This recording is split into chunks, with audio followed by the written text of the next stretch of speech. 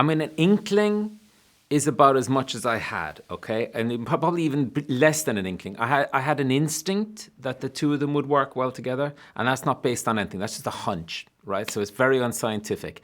I had worked with Andrew, so I knew his work very well.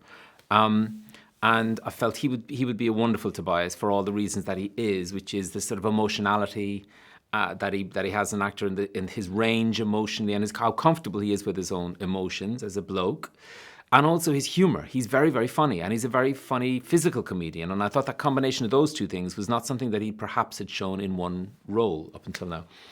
Florence I'd never met, but had, like so many people, admired so many of her performances. I thought she was an extraordinary young actor who had displayed such a sort of incredibly resilient, tough quality in her acting. Really powerful young woman in the work that she was showing, which I felt would really light up part of Almut, and that the task would be really a great challenge for her, which she more than met, would be to sort of see if she would also be able to handle that with the vulnerability that was needed in the final stages of the film.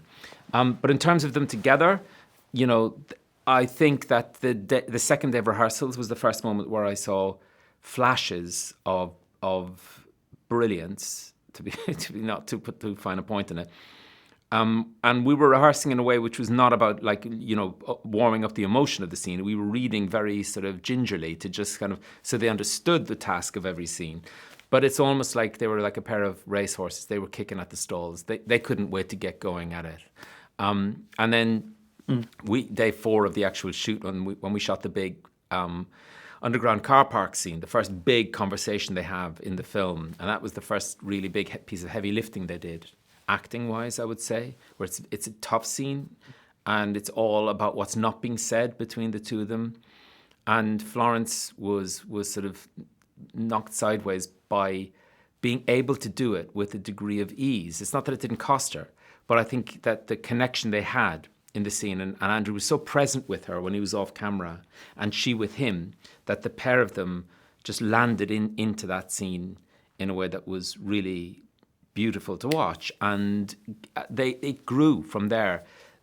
Not, you know, and not all too sort of heartbreaking emotions. Sometimes they'd be in the middle of a very dark scene and there'd be a moment of levity. They're very funny and playful. So it was quite a light set as well. And their ability to spin between all those tones was dazzling.